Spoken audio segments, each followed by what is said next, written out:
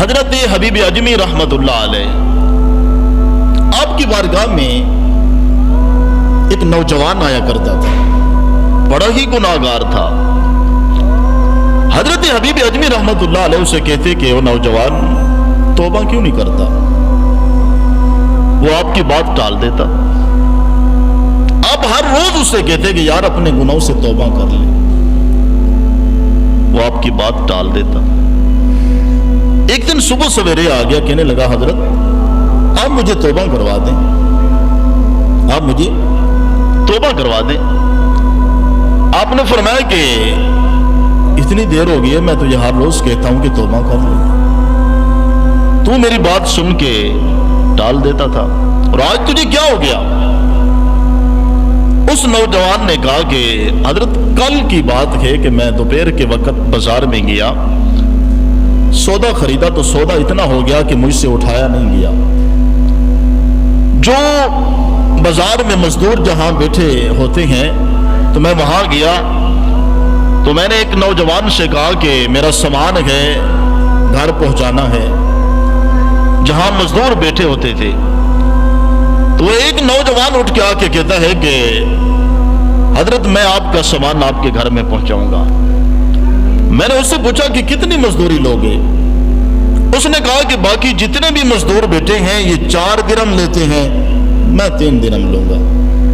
میں نے کہا واہ، تو کس طرح کا مزدور ہے؟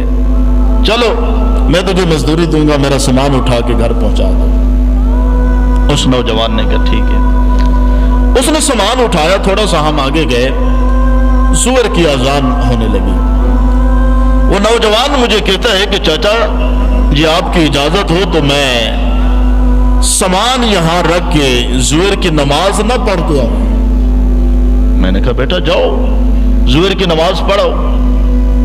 وہ نوجوان گیا، تھوڑی دیر کے بعد واپس آ گیا۔ میں نے اس سے پوچھا کہ بیٹا تو نے نماز نہیں پڑھی؟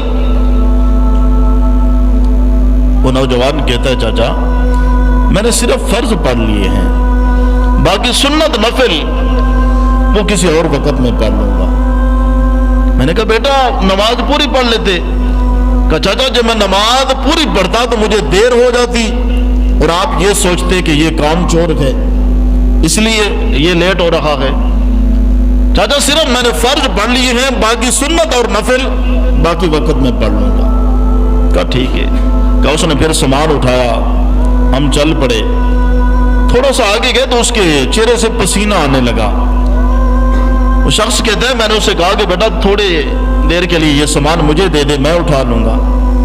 وہ نوجوان کہتا ہے چاچا نہیں، یہ سامان آپ اٹھاؤ گے تو پھر میں آپ سے پوری مزدوری نہیں لوں گا۔ وہ کتنا ایماندار تھا، یہ سامان آپ اٹھاؤ گے تو پھر میں آپ سے 3 درہم جو مقرر کیے ہیں وہ پورے نہیں لوں گا، میں سامان خود ہی آپ کے گھر میں پہنچاؤں گا۔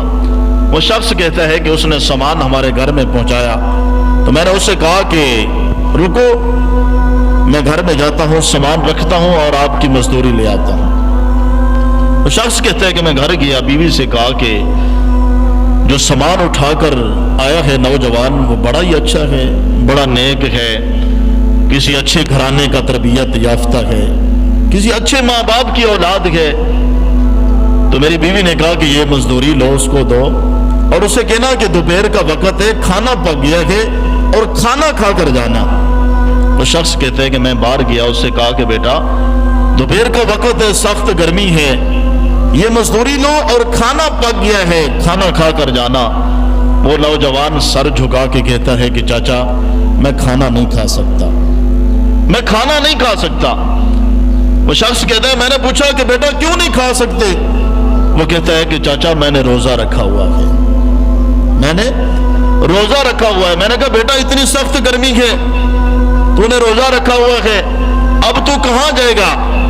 وہ نوجوان کہنے لگا چاچا میرے ماں باپ نے میرے اوپر 3 درہم مقرر کیے ہیں کہ تو نے ایک دن کے اندر 3 درہم کمانے ہیں، اب میں نے وہ 3 درہم کما لیے ہیں، باقی جو وقت رہ گیا ہے یا وہ میں اللہ کی عبادت میں صرف کروں گا یا حضور کی ذات پر درود و سلام پڑھوں گا، یا وہ وقت اللہ کی عبادت کروں گا یا حضور کی ذات پر درود و سلام پڑھوں گا؟ وہ شخص کہتا ہے میں نے اسے کہا کہ بیٹا چلو شام کی افطاری ہمارے گھر میں کر لینا۔ وہ نوجوان کہتا ہے چلو چچا ٹھیک ہے، آپ مجھے کوئی قریب مسجد بتا دیں تاکہ میں مسجد میں چلا جاؤں، اللہ کی عبادت کروں، اور شام کو افطاری کے وقت آپ مجھے لے جانا۔ وہ شخص کہتا ہے میں نے اس نوجوان کو مسجد بتائی، وہ مسجد میں چلا گیا۔ جب افطاری کا وقت ہوا تو میں اسے بلانے گیا کہ بیٹا اب افطاری کا وقت ہے، چلو ہمارے گھر۔ وہ نوجوان کہتا ہے چاچا میں نے پانی سے روزہ افطار کر لیا ہے، جی آپ کے گھر جاتا ہوں تو ادھر میری فرض نماز رہ جائے گی، لہذا مجھے عشاء کے بعد لے جانا۔ وہ شخص کہتا ہے کہ عشاء کے بعد میں گیا، اسے لے آیا، اپنی بیٹھک میں بٹھایا، ہم میاں بیوی اس کو کھانا دینے گئے، اس کو کھانا دیا، اسے کہا کہ بیٹا اب تو رات ہو گئی ہے، تم کہاں جائے گا؟ رات یہاں گزار لے، صبح چلے جانا۔ وہ نوجوان کہتے چلو چاچا ٹھیک ہے، میں رات یہاں گزار لیتا ہوں، صبح چلا جاؤں گا۔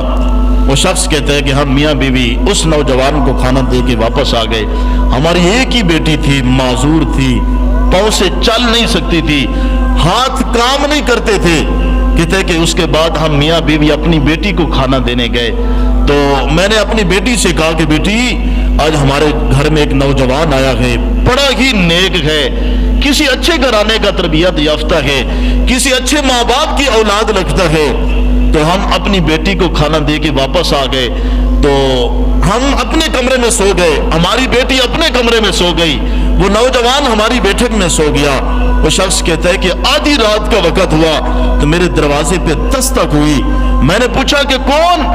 وہ میری بیٹی جو معذور تھی، اپنے پاؤں پہ کھڑی نہیں ہو سکتی تھی، ہاتھ اس کے کام نہیں کرتے تھے، وہ آواز دے کے کہتی ہے کہ ابا جان میں ہوں، دروازہ کھولو، میں ہوں، دروازہ کھولو۔ وہ شخص کہتا ہے میں نے دروازہ کھولا کہ اپنی بیٹی کو دیکھا کہ وہ اپنے پاؤں پر کھڑی تھی، میں حیران ہو گیا کہ بیٹی آج تجھے شفا کیسے مل گئی؟ بیٹی کا جواب سننا، بیٹی نے کہا ابا رات کی بات تو ہے کہ آپ جس وقت مجھے کھانا دینے آئے تھے اور آپ نے خود ہی کہا تھا کہ ہمارے گھر میں ایک نوجوان آیا ہے، بڑا ہی نیک ہے، کسی اچھے گھرانے کا تربیت یافتہ ہے، کسی اچھے ماں باپ کی اولاد رکھتا ہے، ابا جان تم مجھے کھانا دے کر چلے گئے، ادھر میں نے کھانا کھایا تو رب کی بارگاہ میں ہاتھ اٹھا لیے، کہا مولا اگر واقعی ہی وہ کسی اچھے گھرانے کا تربیت یافتہ ہے، کسی اچھے ماں باپ کی اولاد ہے، اگر واقعی ہی وہ نوجوان تیرا نیک بندہ ہے تو اس کے صدقے مجھے شفا ہی دے دے۔ ابا جان ابھی میرے ہاتھ دعا میں ہی تھے، ادھر میرے اللہ نے میرے جسم کو حرکت دی اور میں پاؤں میں کھڑی ہو گئی۔ وہ نو شخص اپنی بیٹی کی بات سن کے جس وقت بیٹھک میں پہنچتا ہے جہاں وہ نوجوان سویا ہوا تھا، جب وہاں پہنچتا ہے دیکھتا ہے کہ وہ نوجوان وہاں سے جا چکا تھا، پر ایک کاغذ کا ٹکڑا چھوڑ کے گیا تھا اور اس کے اوپر لکھ کے گیا تھا کہ چچا اب تو میری حقیقت کھل گئی ہے، اب تو میری حقیقت کھل گئی ہے۔ آج کا کوئی پیر ہوتا تو وہ کہتا کہ بڑی خوشی کی بات ہے، چلو میری پیری مریدی زہر ہو گئی ہے، میری پیری مریدی زہر ہو گئی ہے۔